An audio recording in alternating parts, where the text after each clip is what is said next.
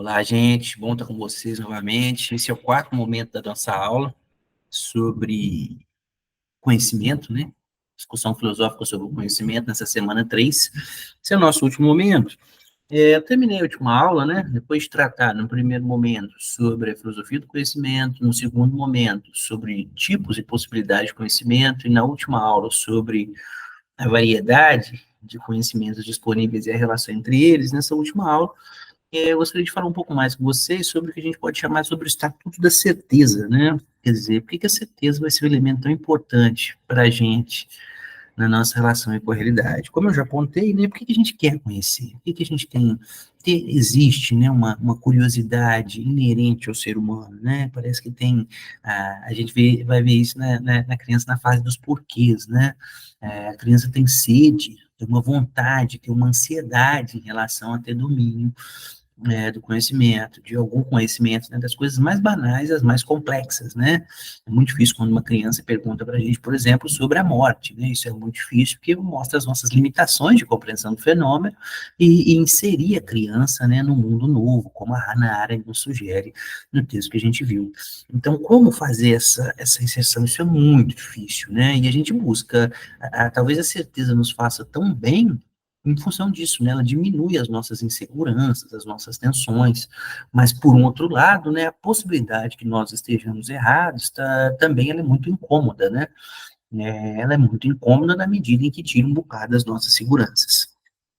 Então, é inegável, né, que nós promovemos uma série de avanços, né, nós temos uma série de certezas estabelecidas no caso, via racionalidade e via experimentação, né, a gente está aí no mundo, que a expectativa de vida aumentou, que nós temos uma série de recursos, que infelizmente a gente não está disponível para todo mundo também, nós temos uma série, né, nosso modo de vida, nosso jeito de viver, tem uma série de informações sobre a realidade que nos dão algumas seguranças, e também algumas certezas, né, uma série de certezas que nos dão algumas estabilidades. No entanto, né, principalmente no nosso tempo de vida, né, que, conforme eu falei no webinário, é um tempo de transição, algumas dessas certezas têm sido questionadas, né, como, por exemplo, a nossa relação com o mundo natural.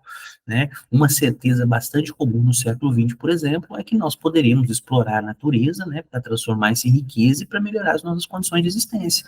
Hoje, a gente descobriu certas coisas, né, principalmente sobre o impacto ambiental das nossas práticas, bastante comuns, que nos deixam numa situação bastante confortável, né?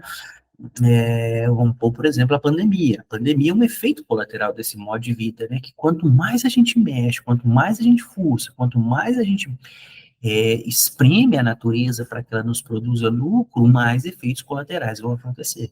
Né? Então, essa certeza foi impactada, né? A gente já não tem essa certeza. O ponto é que a gente não tem nada para construir.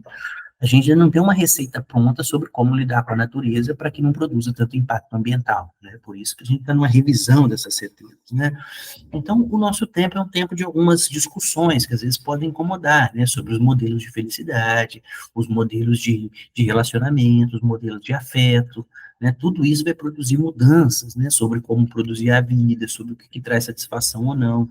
Todos esses debates vão nos impactar e nos deixar em situações desconfortáveis, né?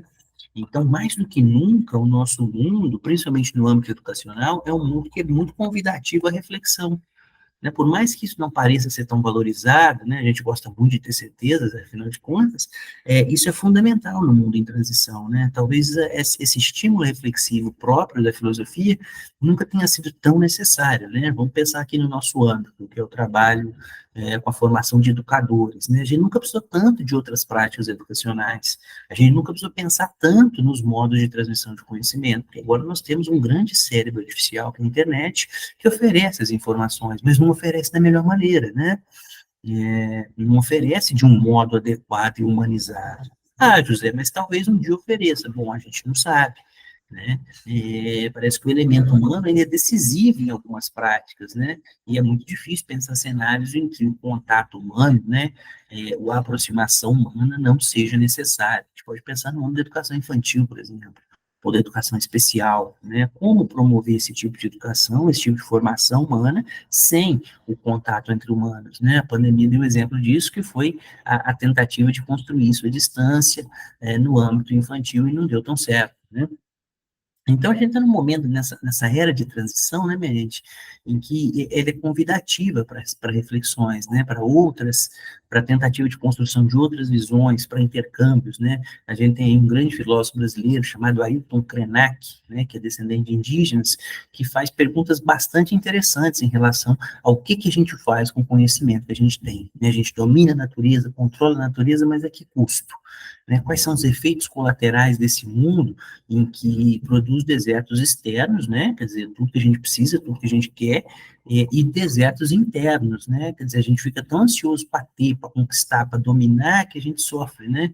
Como que a gente vai se relacionar com isso? São perguntas importantes em relação ao conhecimento. O que é importante com isso? Então, essas perguntas vão ser fundamentais para a construção da educação, de uma educação crítica e reflexiva no futuro. Né? Nós aqui no processo de formação para futuros profissionais de educação, precisamos ter isso em alta conta, né? Porque nós vivenciamos a transição, né? A próxima geração que nós formaremos, ela vai ser bem diferente da nossa, porque esse mundo muda bastante, a gente vai precisar lidar com isso de uma maneira bem reflexiva, né? Porque não existem receitas prontas. Por um lado, isso é muito incômodo, né? Porque nós não sabemos como fazer, mas por outro lado, isso é muito bom, porque cria possibilidades para o novo jamais imaginado. É uma satisfação estar com vocês, eu fico à disposição para dúvidas e questionamentos. Em breve a gente vai estar junto de novo no webinário e eu espero que tenha sido proveitoso para vocês. No mais, um grande abraço e até a próxima.